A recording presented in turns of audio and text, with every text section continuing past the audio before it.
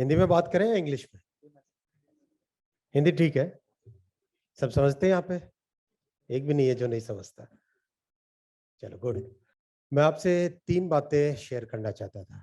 पहली बात, relevant to PHD chamber of commerce, Punjab Haryana Delhi से कन्वर्ट होके नेशनल लेवल पे हुआ और बेसिकली इसमें कन्वेंशनल बिजनेसेस, ट्रेडिशनल बिजनेसेस, ऐसे बिजनेस हाउसेस जो 3-3 4-4 जनरेशन से बिजनेस में है, वैसे बिजनेस हाउसेस जनरली कनेक्टेड है पीएचडी चेंबर ऑफ कॉमर्स से। तो मुझे इसलिए यहाँ पे आने में प्रसन्नता है कि जो 1.5 लाख मेंबर्स है पीएचडी चेंबर ऑफ कॉमर्स के, they are the backbone of our economy. PHD chamber of commerce के कन्वेंशनल विजडम के साथ जुड़े हुए जितने ट्रेडिशनल बिजनेस हाउसेज हैं, आपने देश की अर्थव्यवस्था में बहुत बड़ा कंट्रीब्यूशन किया है और कंटिन्यूसली इनोवेट किया है, कंटिन्यूसली अपने आप को अडॉप्ट किया है। 117 साल की ये जर्नी है इस चेंबर ऑफ कॉमर्स की। आपने आज़ादी का स्ट्रगल देखा, आज़ादी देखी, आज़ादी के बाद में किस तरह से इकोनॉमिक गुलामी लेके आई कांग्रेस पार्टी, वो देखा आपने। किस तरह से एकदम सबको लाइसेंस परमिट राज में स्ट्रैंगल कर दिया गया, फिनिश कर दिया गया, वो देखा आपने। फिर रिफॉर्म्स वाला पीरियड देखा और आज आप देख रहे हो स्टार्टअप्स का नया एक युग। बहुत बड़ी जर्नी है। इस जर्नी में जो सक्सेसफुल हो जाए इतनी लंबी जर्नी में, उसको दुनिया में कोई ताकत नहीं रोक सकती, उसको दुनिया की कोई ताकत पीछे नहीं छोड़ सकती। वो ताकत इतनी बड़ी ताकत है, इतना लंबा सर्वाइवल अपने आप में इतनी बड़ी ताकत है जो कि अपने आप में एक इनहेरेंट स्ट्रेंथ है। तो मेरा रिक्वेस्ट है आपसे, जितने भी जुड़े हुए हमारे साथी हैं, ये समय है जब आप अपने आप को ट्रांसफॉर्म करें। आप देखोगे एक छोटा सा, मैं आपको एक एग्जांपल देना चाहूँ जिसको मैं पर्सनली जानता हूँ। जापान में एक विसल मेकर, विसल सीटी बनाने वाला, 38-40 लोग उसके फैक्ट्री में काम करते हैं। सारी दुनिया की, न्यूयॉर्क पुलिस से लेके, लंदन पुलिस से लेके, बर्लिन पुलिस से लेके, दुनिया की जितनी बड़ी पुलिस ऑर्गेनाइजेशंस हैं, वो सब वहीं की सिटी यूज करते हैं, वहीं की वेसल यूज करते हैं। कैसे? एक थॉट प्रोसेस में जो डिफरेंस आता है वो हम सबको समझने की जरूरत है। थॉट प्रोसेस में वो डिफरेंस कैसे आता है? हमारी कन्वेंशनल बिजनेस है, मान लीजिए, एक ले लीजिए कोई एग्जांपल के लिए, हल्दीराम ले लीजिए। बहुत अच्छी फ्रेंचाइजी है, बहुत अच्छी बिजनेस है। आपका मेंबर है हल्दीराम, राइट? फूड कमेटी के चेयर है। कैसे अपने पैकेजिंग को चेंज करें, कैसे प्रोडक्ट की क्वालिटी में इंप्रूवमेंट लाए, कैसे कंसिस्टेंसी लाए, कैसे दुनिया भर में एक ट्रस्ट डेवलप हो उस पर्टिकुलर ब्रांड से, कैसे जो लॉजिस्टिक्स की चेन है उस लॉजिस्टिक्स की चेन को अच्छा करें। ये सब चीजें अगर हम अपने बिजनेस में सोचेंगे, कैसे हम हमारे अकाउंटिंग स्टैंडर्ड्स को इतना ट्रांसपेरेंट करें, इतना इंप्रूव करें कि कोई भी इन्वेस्टर, कोई भी बैंकर आपकी बैलेंस शीट को बिना देखे ट्रस्ट करे। ये चीजें अगर हम सोचेंगे, हम नेक्स्ट जनरेशन को कैसे प्रोफेशनल ट्रेनिंग दे के लेके आए। मुझे वॉटन में पढ़ने का सौभाग्य मिला, एमबीए वहां से किया। एक बड़ा सा आगे लिखा हुआ था, business is too important an activity, business is too important an activity to be left in the hands of untrained hands. So that's why training is important. I was very surprised. ये mister JP Wharton, जिन्होंने Wharton school के जो founder थे, उनका ये statement था कि जरूरत है ट्रेनिंग की। ठीक है, सक्सेसफुल इंसान हो सकता है एक लेवल तक, एक लेवल के बाद में अगर आगे बढ़ना है तो एक मेथोडिकल, एक प्रॉपर प्रोसेस ड्रिवन, एक थॉटफुल अप्रोच की जरूरत होती है। तो वैसा मेरा रिक्वेस्ट रहेगा कि पीएचडी चेंबर ऑफ कॉमर्स अपने मेंबर्स में इस तरह का एक डिस्कशन करें। आज मोदी जी ने बहुत सारे सेक्टर्स में ट्रांसपेरेंसी लेके आए, प्रधानमंत्री श्री नरेंद्र मोदी जी। आज जीएसटी के कारण एक सिग्निफिकेंट ट्रांसफॉर्मेशन आया बिजनेसेस में। लोग इनवॉइसेस देने लगे हैं, लोग प्रॉपर अकाउंटिंग रखने लगे हैं, जहां तक संभव हो ई ई वे बिल, आप लोगों में से कितने लोगों ने ई वे बिल बनाने का पर्सनल एक्सपीरियंस है? कितना सेकंड लगता है? Few seconds, mostly 2-3 seconds. किसी को पर्सनल एक्सपीरियंस है इसका? आप एंटर बटन है, एंटर बटन दबाओ, आ जाता है, right? It's very easy, correct? Transparency लेके आए। ई इनवॉइस कितने लोगों ने बनाया? राइट? कितना इजी है, बहुत ही आसान है। एक बार अगर सेट पड़ जाए सिस्टम में तो उसके बाद में थिंग्स बिकम वेरी इजी। इससे ट्रस्ट डेवलप होता है। जब तक हम $1 ट्रिलियन, $1.5 ट्रिलियन की इकोनॉमी थे, तब तक बहुत बातें अलग थी। अब हम 3.5 ट्रिलियन की इकोनॉमी है, बहुत जल्दी 5 ट्रिलियन होंगे, बहुत जल्दी 10 ट्रिलियन होंगे। इस लेवल पे जब जाना होता है किसी देश को, किसी इकोनॉमी को, तो सारे सिस्टम्स बदलने की जरूरत होती है। गवर्नेंस के सिस्टम्स, लॉजिस्टिक्स के सिस्टम्स, बैंकिंग सिस्टम्स और अपने खुद के बिजनेस करने के तरीके में बदलाव लाना पड़ता है। तो ये वक्त है जब हमें सबको ये ट्रांसफॉर्मेशन वाली जर्नी करनी चाहिए। मुझे विश्वास है अगर हम इस तरह का ट्रांसफॉर्मेशन कर लें, जो मैंने आपको एक एग्जांपल दिया, मेरे पास ऐसे कई एग्जांपल्स हैं जिनसे मैं पर्सनली वाकिफ हूं। ये ट्रांसफॉर्मेशन अगर हमने कर लिया तो कोई ताकत नहीं है जो हिंदुस्तान को $30 ट्रिलियन की इकोनॉमी बनने से रोक सके।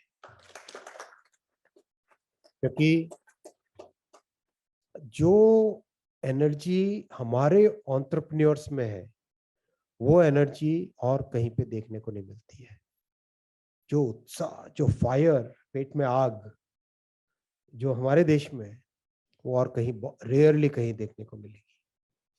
अगर उसके साथ सिस्टम जुड़ जाए, सिस्टमेटिक काम करने का तरीका जुड़ जाए, branding, packaging, supply chain, invoicing, balance sheet proper maintain करना, कोई ताकत नहीं है जो आप सबको रोक सके दुनिया में सबसे बड़ी इकोनॉमी बनने से, एक नंबर देश बनने से। कोई ताकत नहीं है। जुट जाना चाहिए। यंगस्टर्स क्या बोलते हैं? जुटना है। 2047 में कितने लोग ऐसे हॉल में जो कि 40 से 50 साल के आसपास होंगे? सिग्निफिकेंट नंबर है इस हॉल में, राइट? आप कैसा देश देखना चाहोगे तब? बताओ, एक दो। हाँ, बहन आपके पास कैसा देश देखना चाहोगे? डेवलप्ड, मजबूत, ताकतवर, इनोवेटिव, फॉरवर्ड लुकिंग, प्राइड, और think in India, futuristic, independent, empowered, advance technologies, manufacturing base. सारी दुनिया इंडिया को वीजा फ्री बना दे। इंडिया का पासपोर्ट देखते ही लोग सैल्यूट मारे, राइट? हम सबको ही बनाना पड़ेगा, वो कोई बाहर से आके नहीं बनाएगा, हम ही सबको बनाना पड़ेगा। और हम बना सकते हैं, कोई रोक नहीं सकता। एक टाइम था जीडीपी भारत की, दुनिया की जीडीपी का 15 या 16% थी। कितनी? 25% थी। 25% थी दुनिया की जीडीपी का हिस्सा, एक चौथाई हिस्सा भारत का था। वो समय आ सकता है और हम ही लाएंगे ये समय। आज जो फाउंडेशन प्रधानमंत्री श्री नरेंद्र मोदी जी ले कर रहे हैं, जो फाउंडेशन ले कर रहे हैं आज, वो फाउंडेशन आप सबने जिन्होंने हाथ उठाए थे, जो 2047 में 40 से 50 साल की उम्र के बीच में होंगे, आप सबके लिए ये फाउंडेशन। हर सेक्टर में, मैं आपको कई एग्जांपल से देखता हूँ। रेलवे में वंदे भारत कितने लोगों ने वीडियो देखा? वीडियो कितने लोगों ने देखा? ट्रैवल कितने लोगों ने किया? राइट हैंड दिखाओ। ट्रैवल कितने लोगों ने किया? नहीं किया जिन लोगों ने, वो करो यार, एक बार ट्रैवल पक्का करो। एक अलग ही एक्सपीरियंस है। ये आप लोगों की जनरेशन के लिए फाउंडेशन है। जो यंगस्टर्स मेरे सामने आप बैठे हो, आपकी जनरेशन के लिए ये फाउंडेशन है। नए स्टेशन के डिजाइन कितने लोगों ने देखे? देखे वीडियो पे? नहीं देखे तो देखो, सर्च करके देखो। एक अलग नजारा दिखेगा आपको, एक अलग माइंड में किस तरह से पीएम साहब आपका जो फाउंडेशन है किस तरह से वो मजबूत कर रहे हैं, आपका भविष्य को किस तरह से बिल्ड कर रहे हैं। देखो, वाकई देखो, आप भी देखो और अपने साथ कम से कम 25-30 लोगों को बोलो कि देखे, शेयर भी करो, वीडियो निकाल निकाल के शेयर करो, क्योंकि ये एक अलग ही सोच है जो 75 साल की हमारा जो अंग्रेजों की गुलामी के बाद में वाली जर्नी है। देश तो 5000 साल पुराना देश है, लेकिन जो अंग्रेजों के गुलामी के बाद वाली जो जर्नी है, उस जर्नी में ये पीरियड एक यूनिक पीरियड है। ऐसा पीरियड कभी नहीं आया, कभी किसी ने सोचा भी नहीं, इतना बड़ा किसी ने कभी नहीं सोचा था। आज हिंदुस्तान को विकसित देश बनाने का, दुनिया में एक नंबर देश बनाने का, दुनिया में एक rich, prosperous, powerful, respected, insightful thinking, manufacturing base बनाने का किसी ने सोचा नहीं था। 10 साल पहले आप में से कितने लोग मोबाइल फोन यूज करते थे? आज से 10 साल पहले करीब करीब सभी यूज करते थे। 10 years बैक मोबाइल फोन तो सभी यूज करते ही करते थे। अब मुझे बताओ, अंदाजा लगाओ, तब कितने मोबाइल फोन हम इंपोर्ट करते थे? 99% इंपोर्ट करते थे। आज कितने लोग मोबाइल फोन यूज करते हो? सभी। आज कितने आप मेड इन इंडिया है? 99% मेड इन इंडिया है। 99% मेड इन इंडिया है।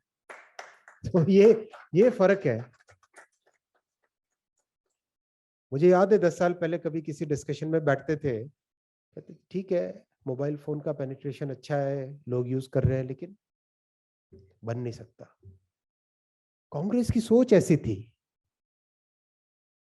हिंदुस्तान ठीक है, वहां से लाएंगे, यहां से लाएंगे, वहां से लाएंगे, थॉट प्रोसेस ऐसा था। ये चेंज आया है, ये बड़ा चेंज आया कि हम बना सकते हैं। कितने लोग, गेस करो, कितनी कंपनीज है दुनिया में जो telecom technology end to end, complete core network, radio network, सब कुछ दुनिया में कितनी कंपनीज है जो बनाती है? राइट, 5। 5 मैं गिन सकता हूं एक ही हाथ की उंगलियों पे। आज हिंदुस्तान उस कैटेगरी में ऐड हुआ है। 6th कंपनी हिंदुस्तान की बनी है जिसके पास end to end mobile technology है। कितनी ताकतें थी जो रोक रही थी, कितनी ताकतें थी जो रोक रही थी, नहीं बन सकता, बनाने नहीं देंगे, ये प्रॉब्लम है, वो प्रॉब्लम है, ये वो 1000। प्राइम मिनिस्टर साहब का विजन एकदम क्लियर था। लेजर लेजर देखिए आपने, यहां से फेंको 50 किलोमीटर दूर तक भी एकदम फोकस्ड। पीएम साहब का फोकस एकदम क्लियर था, बनाना है, कोई भी डिफिकल्टी आए बनाना है।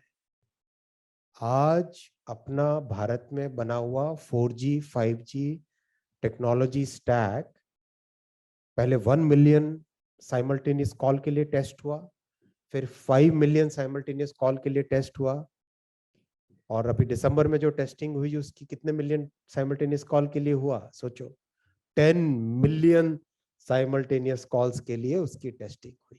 1 करोड़ साइमल्टेनियस कॉल्स। दुनिया के देश आश्चर्यचकित है, अरे भाई हमारे यहाँ तो 1 करोड़ की पॉपुलेशन ही नहीं है, आपने सिर्फ टेस्टिंग टेस्टिंग में इतना एफर्ट डाला, क्यों इतना एफर्ट डाला? हमने कहा हम एक नया प्रोडक्ट लेके आए, बेटर प्रोडक्ट लेके आए, दुनिया उसको एक्सेप्ट करेगी, लेकिन एक्सेप्ट तभी करेगी जब प्राइस में कम हो और क्वालिटी में बेटर हो, तभी जाके दुनिया एक्सेप्ट करेगी। कॉस्ट में कम होना चाहिए और क्वालिटी में बेटर होना चाहिए।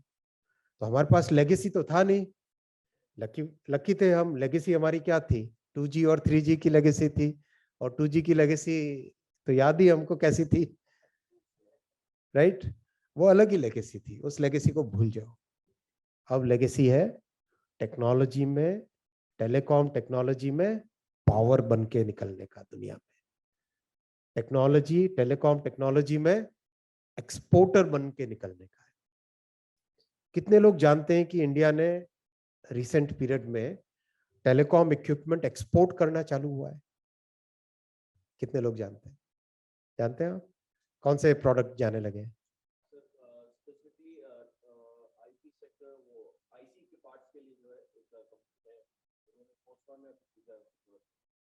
राइट। और रेडियो नेटवर्क समझते हो? रेडियो समझते हो? रेडियो रेडियो रेडियो रेडियो, ये मान लो ये टावर, ये टेलीफोन का टावर, इसके ऊपर एक लंबा सा लगा रहता है, देखा आपने? टेलीकॉम के टावर के ऊपर एक लंबा सा इक्विपमेंट लगा रहता है इस तरह का, उसको कहते हैं रेडियो इक्विपमेंट। वो आपका जो ये मोबाइल फोन है, वैसे ये मेक इन इंडिया, ये मेड इन इंडिया है, आईफोन 14, राइट। ये जो मोबाइल फोन होता है, मोबाइल फोन कंटिन्यूसली टावर के साथ बात करता है। हेलो, टावर कहता है हाय, ये कहता है वापस हेलो, टावर कहता है हाय। कंटिन्यूसली बात करते हैं, कंटिन्यूसली कम्युनिकेशन, कुछ भेजे नहीं भेजे, लेकिन इन दोनों का आपस में continuously every I think few milliseconds आपस में हेलो हाय करते हैं, जैसे अच्छे फ्रेंड्स करने चाहिए। तो इसके ऊपर जो इक्विपमेंट लगा होता है ना टावर के ऊपर, वो इक्विपमेंट है रेडियो इक्विपमेंट। सबसे कॉम्प्लेक्स होता है, दो चीजें सबसे कॉम्प्लेक्स होती है, एक तो रेडियो इक्विपमेंट और दूसरा core equipment, core network. Radio equipment Hindustan से पिछले 8 महीनों में 7 महीनों में एक्सपोर्ट होने लगा है, वो भी किसको? अमेरिका को।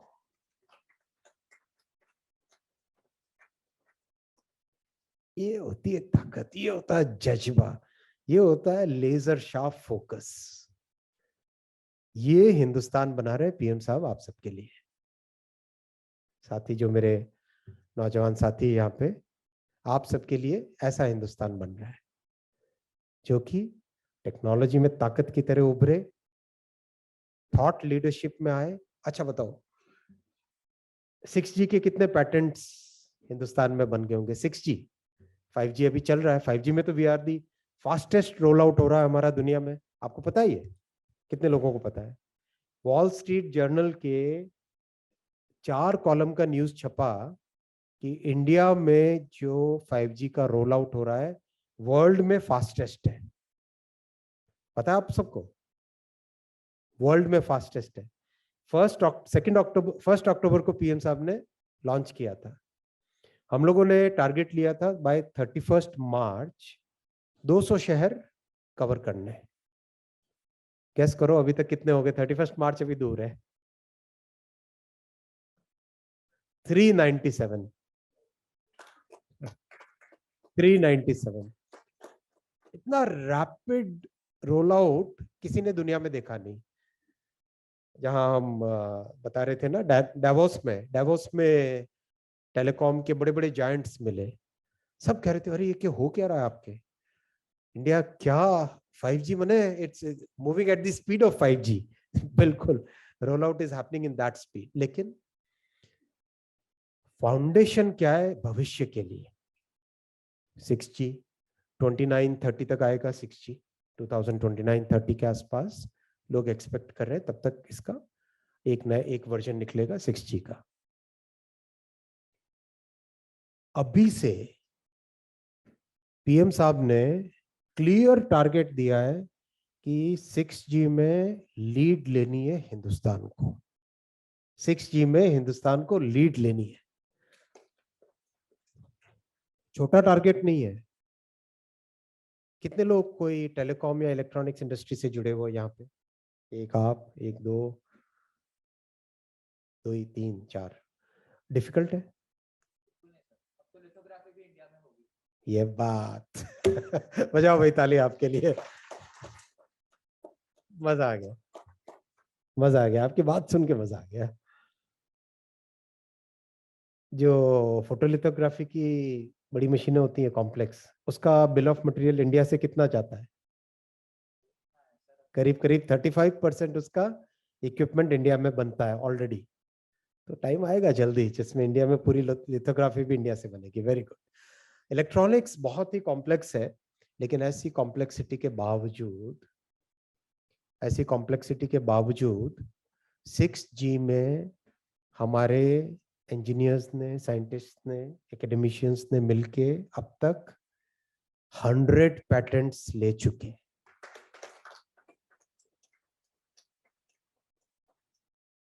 ये रेस है, इस रेस में इसकी ज्यादा जरूरत है और फोकस की, लेजर शार्प फोकस। तो ये है आप सबका फाउंडेशन, ये आप सबका फ्यूचर, और ऐसा फ्यूचर प्रधानमंत्री श्री नरेंद्र मोदी जी देश के लिए बना रहे हैं। आप सबको इस यात्रा में जुड़ने के लिए बहुत बहुत धन्यवाद। Thank you.